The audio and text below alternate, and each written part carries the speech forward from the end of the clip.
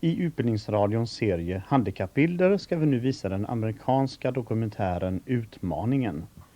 Vi får möta en grupp rullstolsbundna ungdomar som på sin fritid lär sig sportdykning. Och det är en aktivitet som ger en speciell känsla av frihet, särskilt för den som i sitt vardagliga liv är beroende av en rullstols begränsade framkomlighet.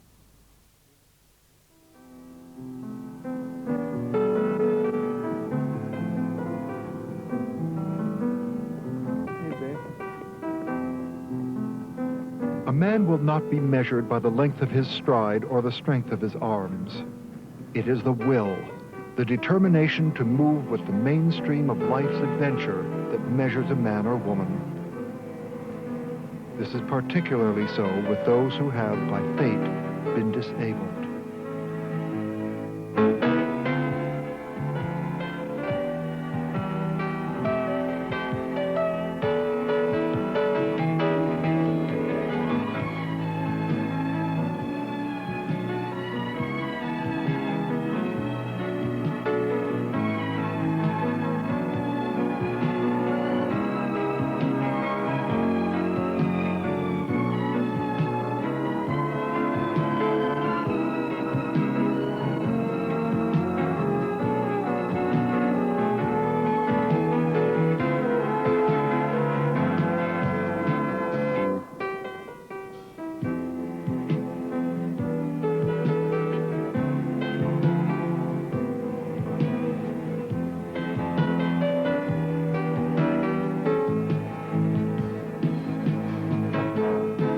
John Nelson is a 31-year-old quadriplegic.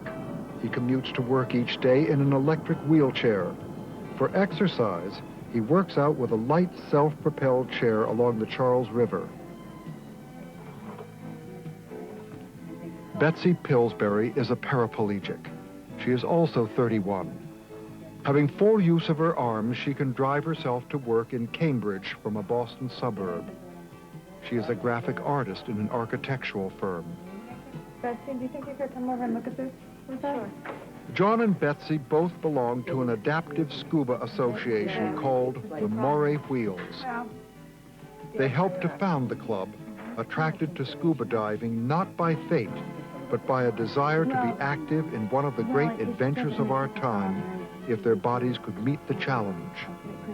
An occupational therapist, Gwen Garrett, and a NAWI instructor, Rusty Murray, provided that challenge.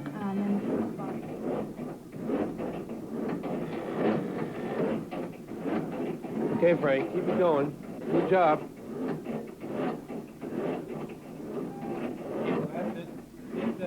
Dr. Gary Skriner and Gwen Garrett did their cardiovascular research at Tufts and Boston universities. This was a basic part of the experimental scuba program.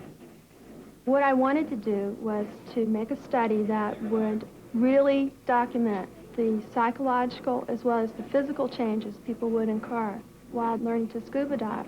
My three aims were, one, to see whether or not scuba diving would increase their self-esteem. I'm not going to turn up the resistance for another minute and a half. Two, whether or not it would increase their functional fitness, which entails their flexibility, their muscle strength, and their cardiovascular endurance.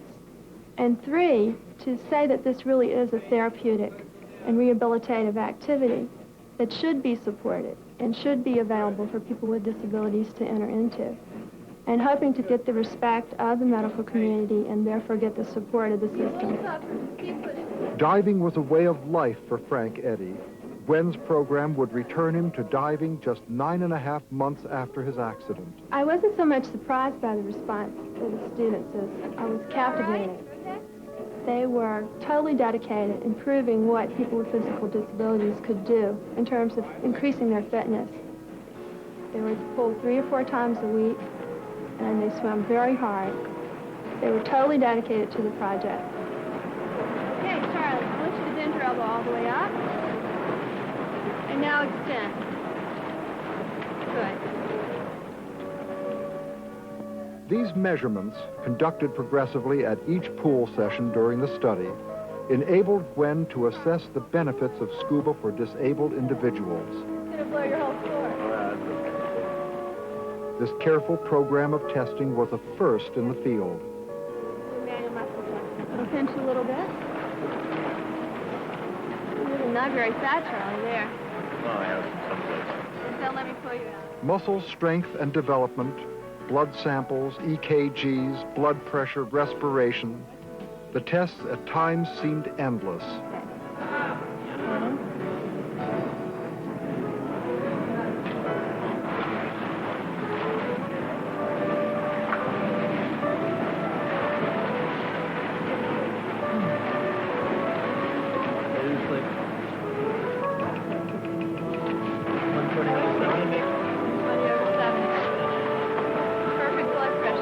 High for me, though. First thing we're going to do is look at your breathing capacity, okay? So what you do is take the deepest breath you can and then blow out into this tube.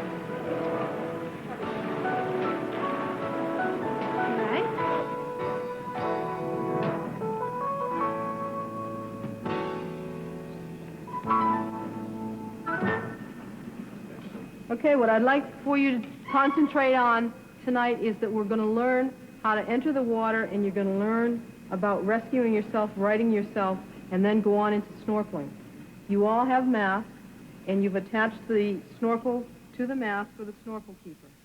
Rusty Murray is the ongoing course director for the Moray Wheels. Both disabled and able-bodied divers compose the club and work together as a team. Sound fairly easy? Piece of cake? Good, Charlie. You're going to be the first one in the water. Okay. Good. Very good. They get into the water and they become weightless. They really find it exciting to get in the pool, roll over on their backs and look back, and they see their wheelchair, and they don't need their wheelchair. She's going to roll you over on your stomach, and then I want you to roll back onto your back. With a few adaptations, disabled divers are expected to perform the same skills as the able-bodied. Instruction in fundamentals starts the students on their road to certification. Let's go. Okay. Put the snorkel in your mouth. Yeah. Clear it. Roll over and breathe. You will have a buddy with you each time you go in the water, and that person will know what you've done in previous weeks and will just give you new skills as you can conquer them. And if you really want to get certified, we'll do it for you. Now get yourself up on the edge and just roll forward into the water. And Barry will catch you. Do me the honor. Hold your mask.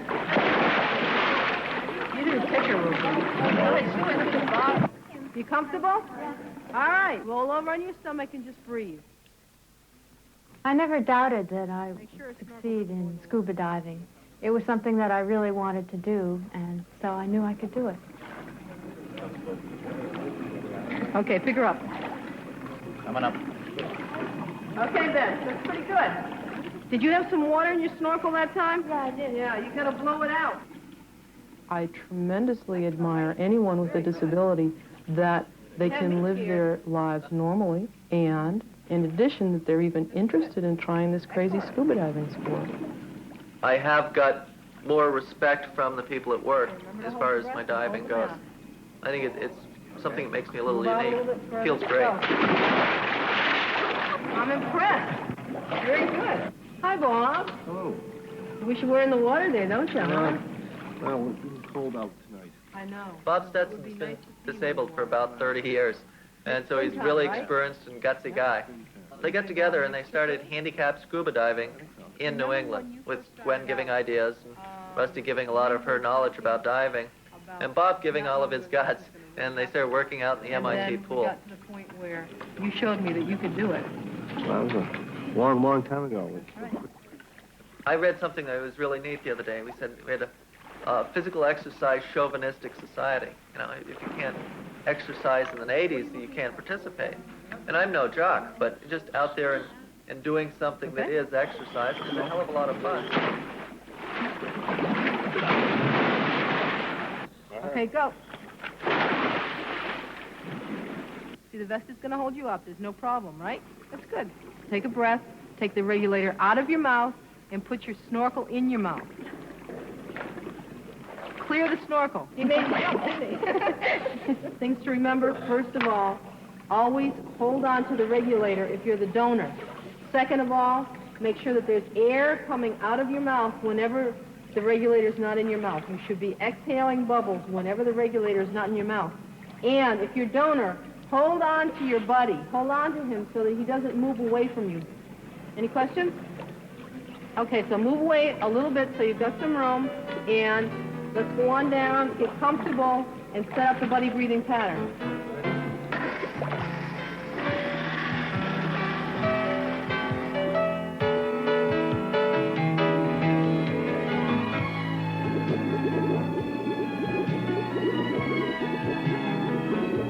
I think the biggest thing that I could get from scuba diving is confidence.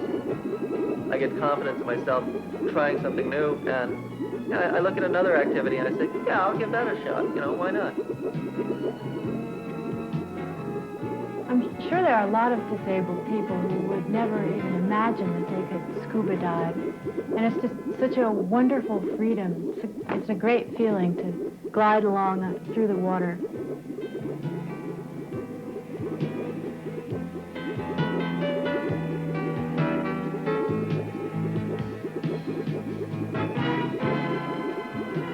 I love doing that complete flip underwater. That was fantastic. As part of the training, one of the really exciting things that the divers have the opportunity to do is a special ocean dive. And this ocean dive is in the New England Aquarium giant ocean tank. It's a preliminary to going into open water, and for some of the divers, because of their disabilities, they will never be able to go into open water again. It's really super special for them because they get to see all the creatures that they've heard about and even touch some of them. So the giant ocean tank is really a special place.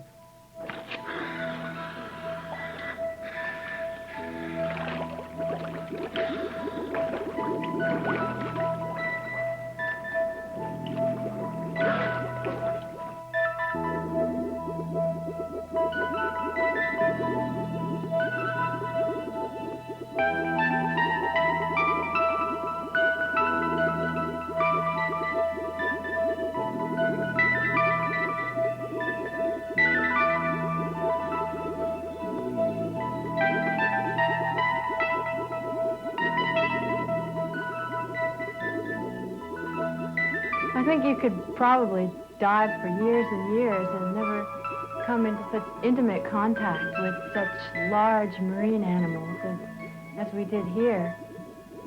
It was really a wonderful experience. I think it was very educational for my parents to see me dealing with all of these animals. It's very strange inside a mask, I must say. Probably the only time they'll ever really see me underwater. What a fabulous experience. I'm looking forward to Bon Air. But this reef tank is something special. It's like having all the marine animals in one place.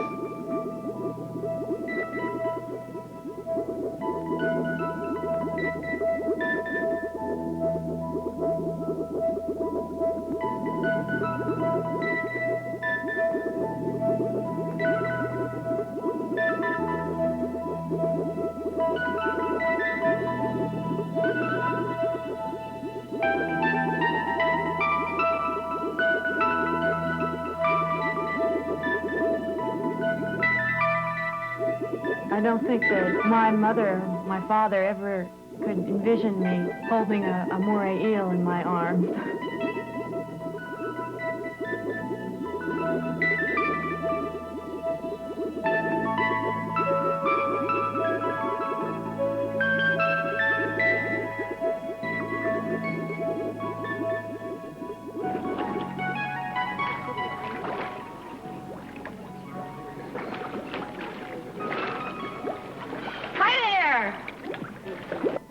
Did you touch any of them?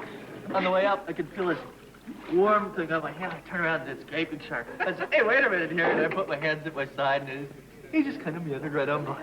He just cruised on by you? Yep. It was great because he came right up to me. Oh, wow. It's like free swimming.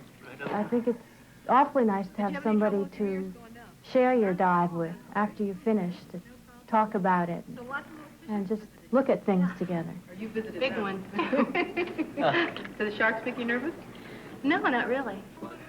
The students started to really become good friends and be really interested in helping each other and watching each other's progress. And it really felt wonderful to see how they felt about each other and how the relationship continued on into their everyday life. It wasn't just come to scuba class and be friends. This just kind of transcended it all. It became super special all around. Eels and sharks and barracuda and everything. What kind of little fishes did you see? Well, I'm not sure what they all were.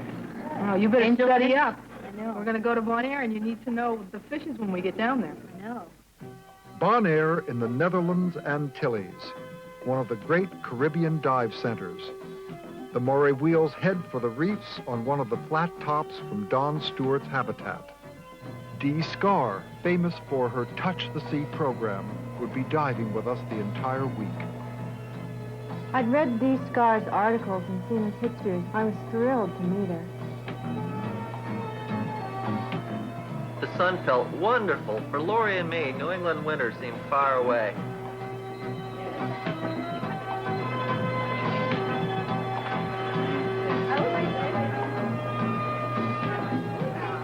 Nobody's terribly different, and everybody's accepted. It is the first group of people I ever met who were totally accepting at the very beginning. A group of people I don't have to prove myself to. Everybody understands what a disability is and no one's afraid of it. Whereas you meet somebody on the street or in some other sort of a group, they don't know what's wrong with you and it scares them.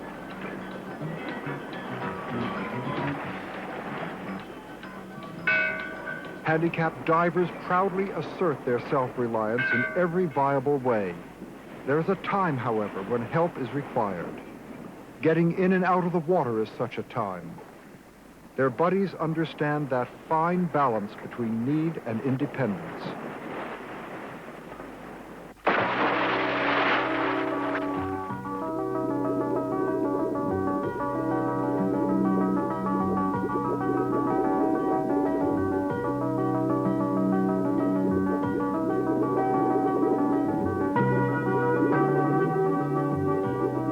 All divers appreciate the freedom of movement they have in the sea. For those of us bound to wheelchairs, that freedom is especially wonderful.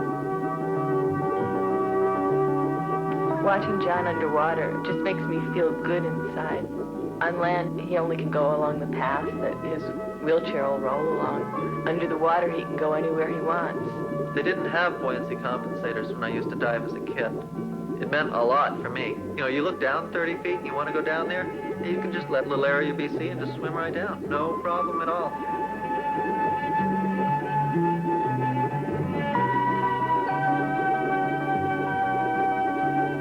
If Lori steadies me, I can get a close-up look at the reef animals. I like that, the close-up view, the contact.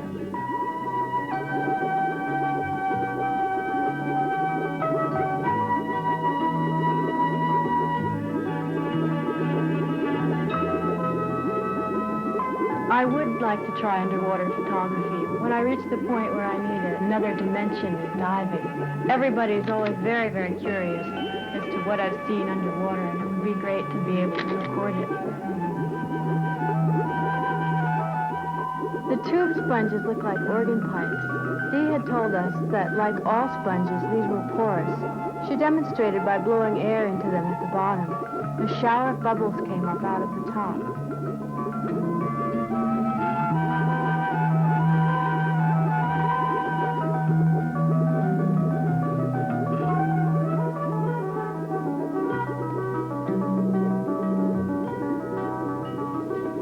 Basket star was a weird mass of tentacles. Dee told us later it's part of the starfish family. Dee indicated that the basket star should be put back where it was found.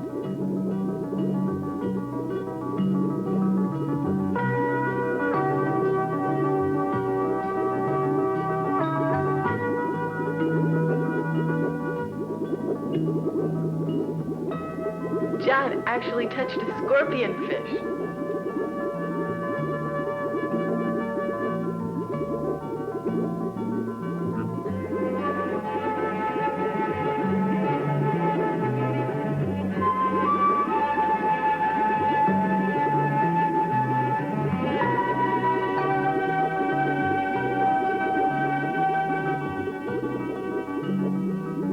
has a way with marine animals, but there was one moray that was a bit much.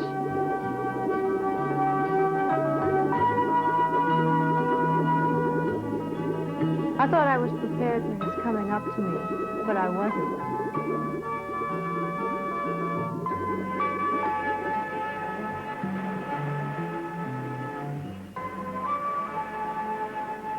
Don Stewart swam out from habitat to join us.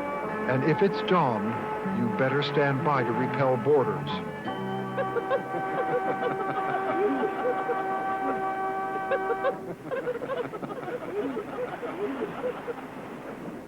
He is the father of diving on Bonaire, the man who started it all. An accident shattered Don's ankle. He wears a homemade prosthetic fin and readily empathizes with his disabled guests.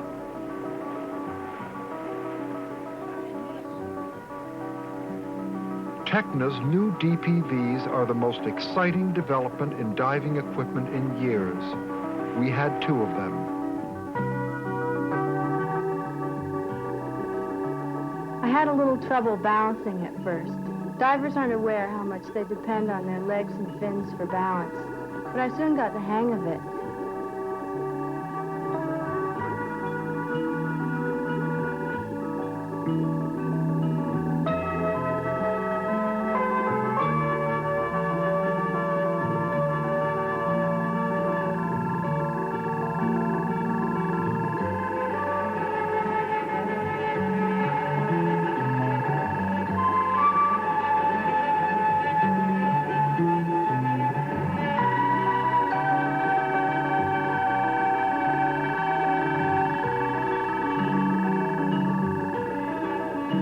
In the exploration of a shipwreck, the DPV becomes an especially delightful and exhilarating tool. The 238-foot freighter Helma Hooker in 90 feet of water is Bonaire's newest gift to its diving guests. Betsy and Rusty literally flew the length and breadth of the old ship.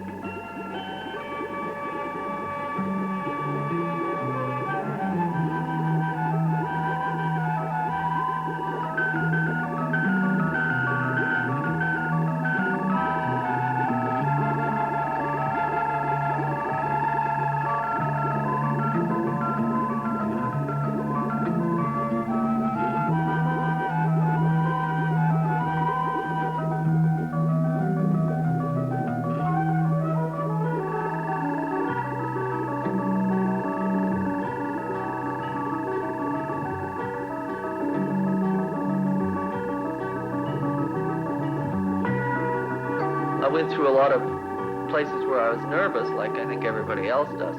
But I think that's part of the whole sport. And it's an exciting sport, but it doesn't have to be a dangerous sport if you plan ahead.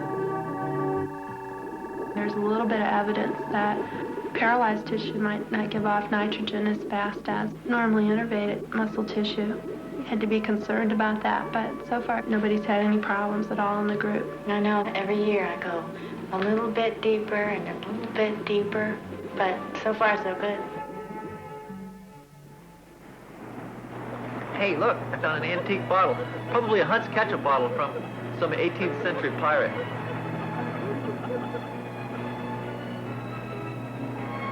Don Stewart has said, if you would stay young and alive, have a love affair with the sea.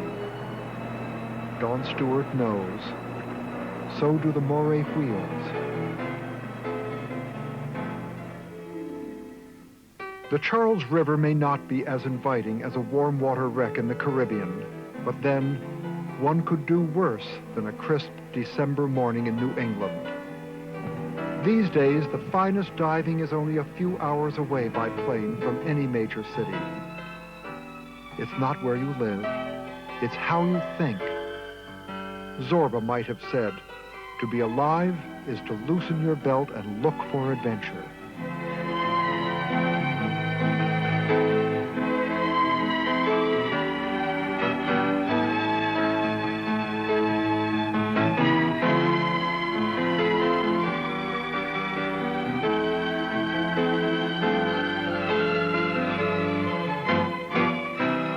I just think it's wonderful because it says so much for what people can do. And they are people. They're not disabled people. They have a disability, but they're people first. And their personalities really are what shone through.